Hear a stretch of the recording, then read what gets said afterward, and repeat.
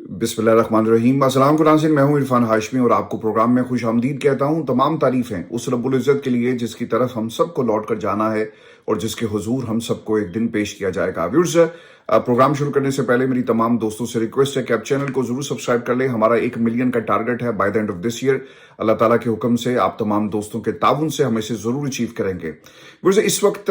पाकिस्तान में एक ही सवाल पूछा जा रहा है कि इमरान खान की रिहाई कब होगी और पाकिस्तान की इस्टेब्लिशमेंट के साथ क्या कोई मुज़ाकरात हो रहे हैं। हमने पिछले कुछ हफ्तों में मुज़ाकरात के महाज के ऊपर बहुत सारी तब्दीलियां होते हुए देखी। बहुत सारे नए एक्टर्स आपको इस मुज़ाकराती अमल में शामिल होते हुए नजर आए। बहुत सारे ऐसे लोग थे जो इमरान खान तक पाकिस्तान की इस्टेब्लिशमेंट का पैगाम भी पहुंचाते हैं और बदले में सिर्फ एक चीज का तकाजा किया जा रहा है कि आप सोशल मीडिया को खामोश रहने के लिए बाकायदा स्टैंडिंग ऑर्डर जारी करें या अपने सोशल मीडिया को कंट्रोल करें, क्योंकि ये पाकिस्तान के मफाद में नहीं है। अब अगर आप इस पूरे मुज़ाकराती अमल की जो टाइमलाइन है पिछले कुछ हफ्तों की और कुछ महीनों की उठाकर देखें तो अमेरिका से डॉक्टर्स आए, फिर इसके साथ साथ पाकिस्तान के अंदर जो तहरीके इंसाफ के लोग हैं वो जेल में जाकर इमरान खान से मुलाकातें करते हैं और इन मुलाकातों में इमरान खान को क्या पैगाम दिया गया, वो मिनरल्स बिल के ऊपर बात नहीं है, वो पाकिस्तान तहरीक इंसाफ के जो अंदरूनी मामलात हैं इसे चलाने के हवाले से भी आपको किसी किस्म की ब्रीफिंग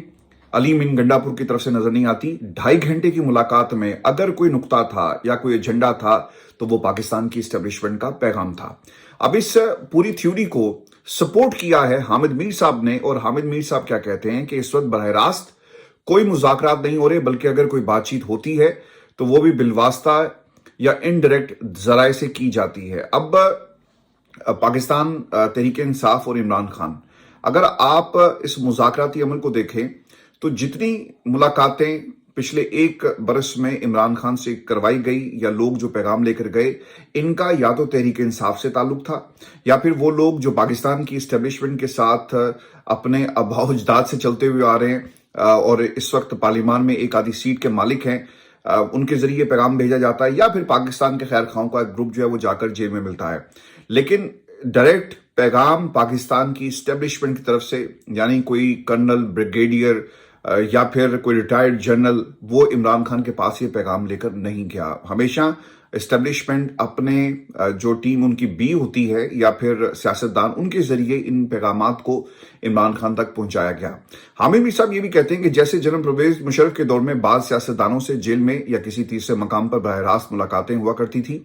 जैसे यूसुफ गिलानी, आसिफ अली जरदारी और दीगर, जिनसे इस्टेब्लिशमेंट के अफसरान अगर मिलते थे, लेकिन अब ऐसा सिलसिला तकरीबन खत्म हो गया। हम जब ये कहते हैं ना कि पाकिस्तान की इस्टेब्लिशमेंट ने इमरान खान को ये पैगाम भेजा, तो अब नया तरीका ये अपनाया गया कि जो लोग इस प्रोसेस में जिनको आपने शामिल करना है वो सेकंड पार्टी हो, जिसका डायरेक्ट पाकिस्तान की इस्टेब्लिशमेंट यानी यूनिफॉर्म से ताल्लुक नहीं होगा। अच्छा, अब इसमें एक सवाल ये भी उभरता है कि अगर इन लोगों को आप शामिल करते हैं तो कल को आपके पास एक लेवरेज हो, एक स्पेस हो कि आपने इनकार करना होगा तो आप कर लेंगे, और जो सामने शख्स आपके बैठा हुआ है अगर वो यूनिफॉर्म से उसका डायरेक्ट ताल्लुक नहीं है तो फिर आप कल को ये बयानियां भी बना सकते हैं कि भाई हमने तो मुज़ाकरात की बात नहीं की। तो ये भी एक दलील है कि इमरान खान को डिलिंग टैक्टिक्स के तौर पर ये मुज़ाकरात का खेल खेला जाता है, और किसी तरह भी इस्टेब्लिशमेंट इमरान खान को इस वक्त जब हम आपसे बात कर रहे हैं 2025 और पाकिस्तान की इस्टेब्लिशमेंट सिर्फ एंगेजमेंट की ये जो हवा चलती है वो सिर्फ एंगेज करने और इमरान खान का वक्त ज़ाया करने के लिए इस हवा को आर्टिफिशियल बड़े बड़े पंखों के जरिए जो है वो चलाया जाता है। अच्छा, फिर इसमें ना एक और भी चीज़ बड़ी व्यूअर्स इंपॉर्टेंट हुई है। माजी के अंदर यूसुफ गिलानी, नवाज शरीफ या बाकी जितने भी लोग हैं, इनसे जितनी भी मुलाकातें पाकिस्तान की इस्टेब्लिशमेंट ने की, ये बरह रास्त टॉप क्यादत की मुलाकातें थी। जनरल बाजवा खुद चलकर जा रहे थे और पैगामात भेज रहे थे, पाकिस्तान मुस्लिम नून की क्यादत हो या फिर उनके नुमाइंदे लंदन में आके जब उनकी एक्सटेंशन का मामला आया। लेकिन ये पहला मौका है जब लोगों को इस्तेमाल किया जा रहा है। फिर दूसरी चीज, हामिद मीर साहब ये कहते हैं जो मौजूदा दौर में इमरान खान की जमात के कुछ रहनुमा जिन पर इस्टेब्लिशमेंट को एतमाद है, जैसे अली मीन गंडापुर, बैरिस्टर गौहर खान के जरिए पैगामात का तबादला हुआ, लेकिन इमरान खान ने वो शराइत तस्लीम नहीं की, जिसके बायस बात आगे नहीं बढ़ी। अच्छा, अब देखें इस पे जो गेम इन्होंने खेली कि हम अपने डायरेक्ट लोगों को नहीं भेजेंगे ताकि ये जो एक गैप है वो क्रिएट उसी तरह हम कर सकें, और फिर दूसरा, कल को अगर ہم اپنی بات سے پیچھے ہٹتے ہیں، گارنٹی تو نہیں ہے نا کہ بیرسٹر گوہر جا رہے ہیں، علی امین گنڈا پور جا رہے ہیں، تو خان صاحب تو کہیں گے نا کہ یار تم میرے پاس یہ آفر لے کر آئے، تم نے یہ میرے سے بات کہی، اور اگر میں نے ان کی بات کو کسی حد تک مان لیا، اس میں کیچ کیا ہے؟ خان صاحب ان سے پوچھیں گے نا کہ تم لوگوں نے جب مجھے آفرز کروائی اور میں نے اس کو تسلیم کر لیا، تو اب کہاں گئی وہ آفرز، کہاں گیا جو ان کے وعدے تھے؟ تو گیم یہ کی جا رہی ہے کہ ان کے ذریعے، ان کے لوگوں کے ذریعے پیغام بھیجے جائیں اور پھر کل کو ہم پیچھے ہٹ جائیں گے۔ تو یہ سر ایک بہت بڑا ٹریپ ہے مذاکرات کا، اور اب تک جو حالات و واقعات اور پاکستان کی اسٹیبلشمنٹ میں کچھ ذرائع سے اگر ہم بات کریں، یا نون لیگ یا پیپلز پارٹی یا پھر خان صاحب کی جماعت میں، جو ویورز ہماری اسیسمنٹ ہے کہ یہ صرف وقت ضائع کرنے کے لیے عمران خان کا یہ پورا ایک پروسیس جو شروع کیا گیا۔ اگر پاکستان کی اسٹیبلشمنٹ واقعی مذاکرات کے لیے سنجیدہ تھی یا ہے، تو پھر کسی یونیفارم والے کو جا کر عمران خان کے سامنے بیٹھ کر اپنی باتیں، اپنا مدعا ان کے سامنے رکھنا چاہیے، لیکن وہ کر کیوں نہیں رہے؟ وہ ایک ڈیلنگ ٹیکٹکس کے طور پہ سچویشن کو استعمال کریں، کیونکہ دوسری طرف نا بڑی تیزی کے ساتھ تبدیلی آ رہی ہے۔ مثال کے طور پر آرمی چیف کی تقریر آپ نے سن لی، اور اس تقریر کے اندر آپ کو پتہ لگ جائے گا کہ آنے والے 5 سالوں کا، 10 سالوں کا ان کا پلان کیا ہے۔ پاکستان کی اسٹیبلشمنٹ جو دیگر جماعتیں ہیں ان کے ساتھ مل کر کس قسم کی حکومت جو ہے وہ بنانا چاہتی ہے، اور کون کس کو سپورٹ کرے گا، اور سپورٹ کی ٹرمز کیا ہوں گی، یہ اب طے کر لیا گیا۔ اور براہ راست جب کوئی عوام سے اس طرح اوورسیز کمیونٹی سے مخاطب کرتا ہے، اور جو ان کا انداز تھا، جو ان کی باڈی لینگویج تھی، میرا خیال ہے کہ اب کسی کو اس پہ کوئی دو رائے نہیں ہونی چاہیے۔ اور جو خان صاحب نے کہا تھا نا اعظم سوادی کو کہ اعظم یہ لوگ نہیں مانیں گے، ہم نے کوششیں کر کے دیکھ لی اور کسی قسم کی ایسی کوشش کامیاب نہیں ہوگی، تو وہ جب نہیں مانے، انہوں نے کہا نہیں خان صاحب مجھے ایک دفعہ موقع دیں، خان صاحب میری بات پر یقین کریں اور میں جاؤں گا 10 سے 15 دفعہ ریپورٹڈلی، جو میرے پاس خبر ہے ویورز، عمران خان کو یہ بات بنانے کی کوشش کی، کہ تو خان صاحب نے آخر کار انہوں نے کہا کہ ٹھیک ہے جاؤ، جا کر اعظم پاکستان کی اسٹیبلشمنٹ سے بات کرو۔ اور اعظم سوادی صاحب، پارٹی کے باقی لوگ کہتے ہیں کہ خان صاحب نے انکار کر دیا، لیکن اعظم سوادی صاحب آج بھی بضد ہیں کہ عمران خان نے انہیں یہ مینڈیٹ دیا۔ تو سر یہ لوگ، اور میں آپ کو نا ایک نقطہ جو اس سے پہلے شاید کسی نے اس کے اوپر بات نہیں کی، کہ علی امین گنڈا پور 2.5 گھنٹے ملاقات کرتے ہیں، کیا بات کی ہوگی انہوں نے وہاں پر بیٹھ کر؟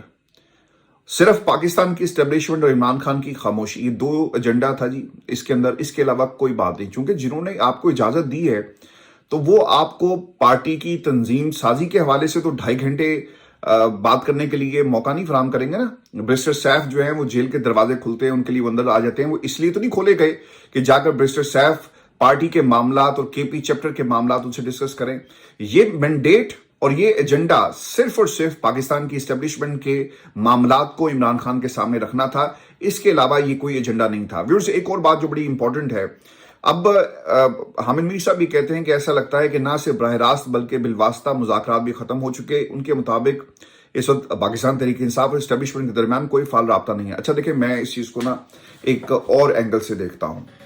خان صاحب کو نا ان کی حیثیت پتہ چل گئی ہے۔ اب پاکستان کی سیاسی جماعتیں تو اس پوزیشن میں کبھی تھی نہیں کہ وہ مذاکرات عمران خان سے کرتے، یا یہ جو کمیٹیاں یا صادق صاحب کی سربراہی میں بنائی گئی، تو خان صاحب نے کہا کہ یار ان کے پاس تو مینڈیٹ نہیں، آپ ان سے کیوں بات کرتے؟ چونکہ انہیں معلوم تھا کہ جن لوگوں نے میرے ساتھ مذاکرات کرنے ہیں اور جن لوگوں کے ذریعے پیغامات بھیجے جا رہے ہیں، یہ سارے رانگ نمبرز ہیں، اور یہ ان کی نمائندگی کریں، میری نہیں کر رہے۔ اور ان کو انوالو کرنے کا مقصد یہ تھا کہ گارنٹیز دینے والا کوئی نہ ہو اور کل کو ہم منہ کر سکیں اپنی بات سے، اور مین وائل جو ہم نے کرنا ہے وہ ہم کریں گے۔ 26ویں ترمیم آ گئی اور اب تو 27ویں ترمیم کی بازگشت اس وقت ہم سن رہے ہیں۔ تو یہ صرف وقت عمران خان سے اس لیے بائع کیا جاتا ہے، مہلت اس لیے مانگی جاتی ہے کیونکہ یہ عمران خان کی مقبولیت کا مقابلہ نہیں کر سکتے۔ عمران خان کو انگیج کرنے کے لیے اور پاکستان تحریک انصاف کے یہ جو پریشر ہے اس کو کم کرنے کے لیے عمران خان کے ساتھ آپ جب جا کر بیٹھ جاتے ہیں، تو ایک تو باہر لوگوں کو شاید یہ تاثر ملتا ہے کہ کیونکہ علی امین گنڈا پور بیٹھے ہوئے ہیں تو یقیناً مذاکرات کی دیکھیں جی بات شروع ہو گئی ہے۔ بیرسٹر گوہر جا کر بیٹھے تو تاثر ملتا ہے کہ دیکھیں عمران خان کے کسی قسم کا ریلیف آ رہا ہے، اور پھر رہی صحیح کسر شیر افضل مروت جیسے لوگ آپ کی پوری کر دیتے ہیں کہ 45 دن 60 دنوں میں عمران خان کی رہائی ہونے جا رہی ہے اگر کوئی بریک واردات نہ ڈالی گئی۔ تو آپ نے ویورز آج کے بعد جب کبھی بھی آپ کو تحریک انصاف کے لوگ یعنی اعظم سواتی، علی امین گنڈا پور، بیرسٹر گوہر یا کوئی اور جیل میں 45 منٹ سے زیادہ، بلکہ 45 منٹ میں آپ کو زیادہ بتا رہا ہوں کہ 30 منٹ سے زیادہ اگر کسی نے ملاقات کی اور سکیجول کے بغیر ملاقات کی، تو آپ نے سمجھ جانا ہے کہ یہ پاکستان کی اسٹیبلشمنٹ کا پیغام لے کر جیل میں بھائی صاحب جو ہیں وہ چلے گئے ہیں۔ پھر میں آپ کو نا اسی حوالے سے شیخ افضل مروت کا جو انہوں نے حامد میر صاحب سے جب یہ سوال ہوتا انہوں نے کہا جی کہ مجھے نہیں پتا کہ وہ کس بیسس کے اوپر یہ اعلان کرتے پھر رہے ہیں شیخ افضل مروت صاحب کے 40 اور 45 دنوں میں شاید عمران خان کی رہائی ہو جائے گی۔ ان کے پاس ایسی کوئی مصدقہ اطلاع نہیں، بلکہ ان کے مشاہدے کے مطابق صورتحال اس کے برعکس ہے۔ ان کے مطابق اسٹیبلشمنٹ کمپرومائز کے موڈ میں نظر نہیں آتی، اور اگر کوئی لچک دکھانی ہے تو عمران خان کو دکھانی ہوگی، اور بیرسٹر گوہر خان مسلسل عمران خان کو قائل کرنے کی کوشش کر رہے ہیں کہ وہ تھوڑی نرمی دکھائیں، خاص طور پر سوشل میڈیا کے حوالے سے۔ دیکھیں میں آپ کو ایک بات بتاؤں، انہوں نے نا عمران خان کو، پارٹی کے لوگوں نے نا ایک دباؤ ڈالنے کی کوشش کی عمران خان کے اوپر کہ ڈاکٹر شہباز گل کے اوپر پابندی لگوائیں، اسے پارٹی سے نکال دیں۔ پھر انہوں نے یہ کوشش کی کہ سوشل میڈیا کو لگام دی جائے۔ انہوں نے پھر یہ کوشش کی کہ باہر بیٹھے ہوئے لوگ یوٹیوبرز، اچھا کل کو تو آپ کو ہماری خبریں جو تھی وہ آپ اس کے اوپر پارلیمان کے اندر تقریریں کرتے ہیں، پارلیمنٹ کے اوپر میری خبروں پر تقریریں ہوئی، آپ نے بیانیے بنائے، آپ نے پریس کانفرنسز کی، آج آپ کو باہر بیٹھے ہوئے لوگ جو ہیں وہ یوٹیوبرز نظر آتے ہیں۔ تو پاکستان تحریک انصاف کے یہ لوگ کیوں ایک خلیج کریٹ کرنا چاہتے ہیں؟ کیونکہ ان کو یہ ٹاسک دیا گیا۔ اب یہ جو وہ بات کر رہے ہیں نا کہ حالات مجھے اس کے برعکس نظر آتے ہیں اور عمران خان کو کمپرومائز کرنے کی کوشش کی جا رہی ہے، اور عمران خان اس کے اوپر مان نہیں رہے اور لچک نہیں دکھائے۔ خان صاحب کو معلوم ہو گیا کہ 2 برس کے اندر انہوں نے اگر کوئی جو پاکستان کے ساتھ خیر خواہ نہیں ہے، جو ہمارے لوگوں کے ساتھ خیر خواہ نہیں ہے، وہ عمران خان کے ساتھ کیسے خیر خواہ ہو سکتا ہے؟ تو خان صاحب کو ان کی حقیقت کا پتہ ہے، اسی لیے یہ جو انکار اعظم سوادی کو ہوا نا، یہ آپ نے یاد رکھنا ہے، یہ انکار اعظم سوادی کو نہیں ہوا تھا، یہ پاکستان کی اسٹیبلشمنٹ کو انکار ہوا تھا کہ تم جتنی مرضی کوششیں کر رہے ہو، جو مرضی کر لو، لیکن جو تم اسے کروانا چاہتے ہو میں اس کو کبھی بھی مانوں گا نہیں۔ میں بھی آپ کو ایک خبر فضل الرحمان صاحب کے حوالے سے بھی دے دوں، اور یہ پورا میں نے آپ کے سامنے ایک خاکہ رکھا، یہ رکھنا اس لیے بھی ضروری تھا کہ پچھلے کچھ دنوں سے سوشل میڈیا آپ کو تقسیم نظر آتا ہے، خبر باہر آ نہیں رہی، اور مخصوص قسم کی خبریں چلوائی جاتی ہیں، اور جن میں تحریک انصاف کے بہت سارے رانگ نمبرز جو ہیں ان کو پھیلاتے ہوئے نظر آئیں گے۔ تو ان کو پن پوائنٹ کریں۔ میں نے اس سے پہلے بھی آپ تمام دوستوں سے آپ کی رائے جانی تھی کہ پارٹی میں جتنے رانگ نمبرز ہیں ان کے بارے میں کھل کر بات کریں، ان کا بتائیں کہ کون رائٹ ہے کون رانگ ہے، اور وہ سوشل میڈیا، وہ عوامی طاقت جس نے عمران خان کو 8 فروری کو جتوایا، وہ ان رائٹ اور رانگ نمبرز کے درمیان تفریق کرنا بھی جانتے ہیں، اور آپ سے بہتر جج کوئی نہیں ہو سکتا کیونکہ آپ کے سامنے ان کے بیانات موجود ہیں۔ میں بھی آپ کو ایک خبر اور بھی دے دیتا ہوں کہ فضل الرحمان صاحب نے 15 تاریخ کا وقت مانگا کہ ہم گرینڈ الائنس بنائیں گے اور ہم نے اپنی پارٹی سے مشاورت کرنی ہے۔ کہاں گئی وہ مشاورت؟ آج 5-6 دن اوپر ہو گئے۔ شیخ وقاص اکرم صاحب نے کہا کہ ہم انتظار کر رہے ہیں، لیکن جو فضل الرحمان صاحب ہے ان کی طرف سے کسی قسم کا اعلان نہیں کیا گیا۔ تو ہم جو بات آپ کو ہمیشہ بتاتے رہے، اور آپ لوگوں کی اپنی بھی رائے تھی کہ فضل الرحمان صاحب نا رونگ نمبر ہیں، اور وہ پارٹی کو دھوکہ دیں گے، عمران خان کو دھوکہ دیں گے۔ دھوکہ انہوں نے اس سینس میں دیا نا کہ انہوں نے بھی ڈیلنگ ٹیکٹکس کے طور پر یہ جو سہارا بننے کی جو بات ان کی تھی اور الائنس میں شامل ہونے کی جو بات تھی، اس کو انہوں نے استعمال کیا، کوئی اعلان نہیں کیا گیا۔ اب خبر سر وہاں سے یہ آ رہی ہے کہ جمعیت علماء اسلام نے حتمی طور پر فیصلہ کر لیا ہے کہ وہ تحریک انصاف کے ساتھ اتحاد نہیں کرے گی، اور نہ ہی کسی ایسے اتحاد میں شامل ہوگی جو تحریک انصاف کے کہنے پر قائم کیا جائے۔ اس بات کا فیصلہ JUIFA نے اپنی مجلس عمومی کے 2 روزہ اجلاس میں کیا، جو اتوار کو لاہور میں اختتام پذیر ہوا۔ JUI نے یہ بھی فیصلہ کیا کہ وہ پارلیمنٹ میں آزاد حزب اختلاف کا کردار ادا کرے گی، وہ حکومت کا حصہ نہیں بنے گی، اور پارلیمنٹ میں زیر غور آنے والے معاملات کا جائزہ لیتی رہے گی، اور بوقت ضرورت تحریک انصاف کے ساتھ تعاون کرنے یا نہ کرنے کا تعین ہوگا۔ تو بوقت ضرورت یہ نا، اس وقت پاکستان کو آپ کی ضرورت تھی، پاکستان کی عوام کو آپ کو ضرورت تھی، ہمارے کانسٹیٹیوشن کو آپ کی ضرورت تھی، اس سرزمین کو آپ کی ضرورت تھی، لیکن آپ نے فیصلہ کر لیا اور آپ نے پھر ایک دفعہ دھوکہ دے دیا۔ تو فضل الرحمان صاحب دھوکہ دے کر جی نکل گئے ہیں، اور جو یہ کام کر رہے ہیں وہ پیپلز پارٹی بھی کر رہی ہے، حکومت میں ہیں بھی اور حکومت میں نہیں بھی ہیں، حکومت پر تنقید بھی کریں گے اور حکومت کے ساتھ بھی چلیں گے۔ تو فضل الرحمان صاحب نے بھی اسی قسم کی پالیسی جو ہے وہ اپنا لی ہے، اور اب اس کے اوپر یہ کام کر رہے ہیں۔ میں بھی آپ کو اسی سے جڑی خبر یہ بھی دیتا ہوں کہ اور جمعیت کا موقف یہ ہے کہ حکومت کے خلاف سیاسی جماعتوں کے اشتراک سے آپ ایک بڑا اتحاد قائم کرنا چاہتے ہیں، مگر دوسری طرف پاکستان تحریک انصاف مذاکرات کا عمل جو اس نے شروع کر لیا پاکستان کی اسٹیبلشمنٹ کی طرف سے۔ اب یہ مذاکرات کس حد تک شروع ہے یہ میں نے آپ کے سامنے پوری ایک جو حقائق کی ٹائم لائن ہے وہ میں نے آپ کے ساتھ شیئر کر دی ویوز، لیکن مذاکرات میں اس کی جو سودا بازی ہے اور حیثیت कम होगी अगर आप सौदेबाजी करेंगे। इस तरह वो हम असर सियासी जमातों को आलाकार के तौर पर इस्तेमाल करने के लिए कोशिशें कर रहे हैं। अच्छा, इस्तेमाल तो फजल रहमान ने किया और लाइमलाइट में आ गए इमरान खान के नाम के साथ। पाकिस्तान का तमाम मीडिया उनको फॉलो करता है, तमाम जमातें उनके साथ खड़ी हो गई। इस्तेमाल अगर किसी ने किया तो वो फजल रहमान थे, इमरान खान या उसकी जमात ने आपको इस्तेमाल नहीं किया, लेकिन ये इल्ज़ाम फजल रहमान साहब की तरफ से लगाया जा रहा है। लेकिन व्यूअर्स, अगर 26वीं तरमीम को देखा जाए तो इस्तेमाल किसने किया? फजल रहमान साहब ने किया। इसके साथ साथ जब मंसूर अली शाह साहब को चीफ जस्टिस बनाने की बारी आई तो इस्तेमाल किसने किया? फजल रहमान ने किया। आपको याद होगा जब ये गए नेशनल असेंबली में तो इनके अल्फाज क्या थे कि हम आइन को बचाने आए हैं। आइन को आपने किसी और के लिए, उनकी मर्जी के आइन को बचा लिया, लेकिन जो असल पाकिस्तान की आवाम का आइन था आपने उसके साथ दुश्मनी की। तो फजल रहमान साहब सर कभी भी उनके ऊपर रिलाई नहीं करना चाहिए था। आज जो हालात हैं वो आपके सामने हैं। मैं भी आपको एक खबर ये भी दे दूं, क्योंकि हामिद मीर साहब ने इस हवाले से भी इंकशाफ किया कि 2-3 दिन पहले सलमान अकरम राजा और फजल रहमान के दरमियान तवील मुलाकात हुई, जबकि तहरीक इंसाफ के कुछ रहनुमा पीपल्स पार्टी के साथ भी राब्ते करवा रहे हैं, और खुसूसन सिंध में नहरी मसाइल पर, ताकि कोई मुश्तरका सियासी हिकमत अमली अपनाई जा सके। इसके मुमकिन नताइज भी तहरीक अदम एतमाद की सूरत में पीपल्स पार्टी की हमायत भी शामिल हो सकती है। यानी शहबाज शरीफ के खिलाफ तहरीक अदम एतमाद कल को अगर आपने लाने की तैयारी की तो फजल रहमान अपनी सर्विसेज, जो फ्रीलांस सर्विसेज हैं हुकूमतें और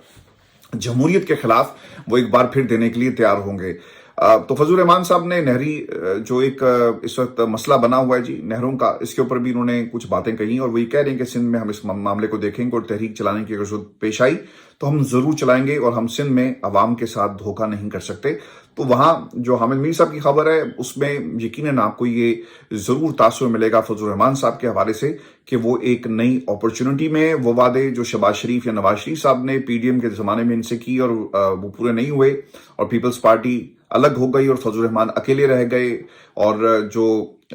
सीटें थी, जो इक्तदार था वो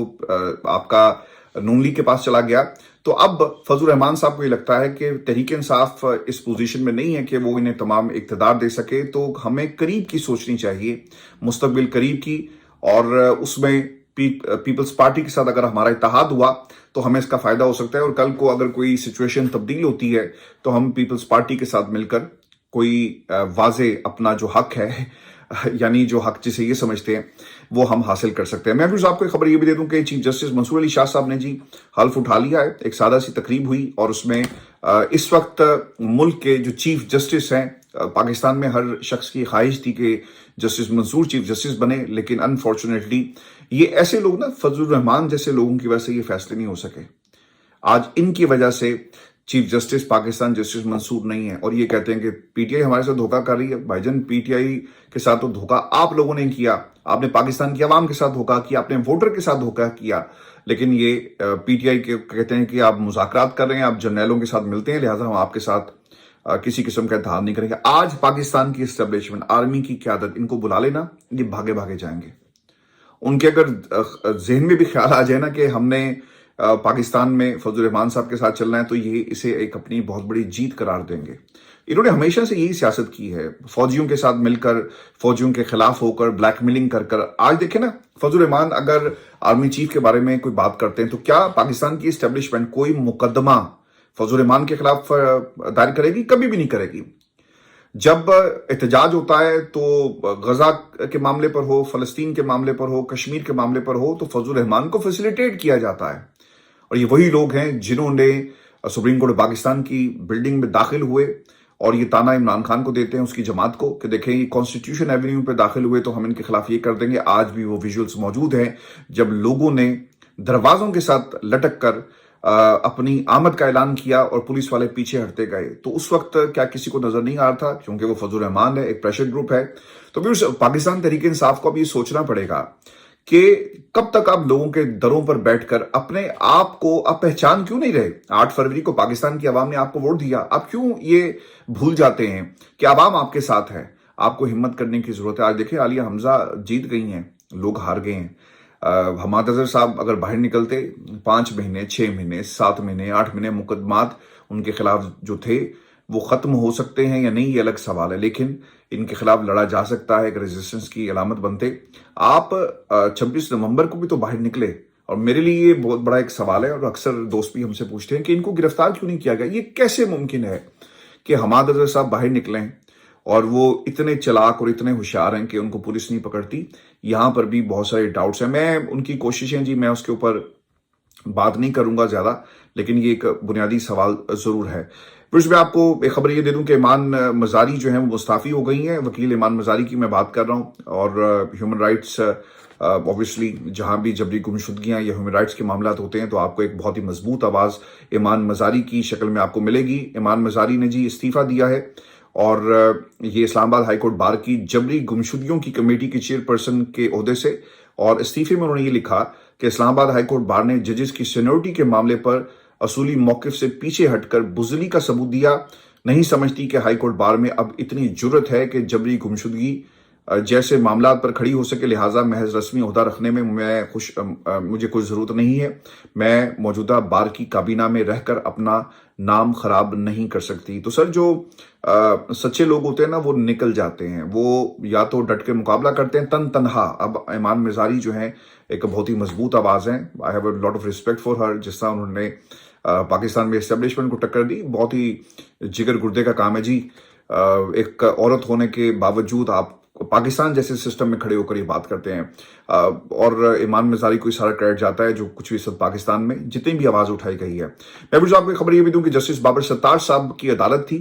اور وہاں پر ہمایوں دلاور کے خلاف سوشل میڈیا مہم پر ایف آئی اے میں درج مقدمے پر جسٹس بابر ستار کی ایف آئی اے سے سوال۔ اب دیکھیں انٹرسٹنگ بات یہ ہے کہ ایف آئی اے خود سے ایکٹیو ہو گئی ہے، اور جب کمپین بابر ستار یا کسی اور جج کے خلاف چلائی گئی تو کہاں تھی ایف آئی اے؟ انہوں نے جی ایک رپورٹ پیش کی،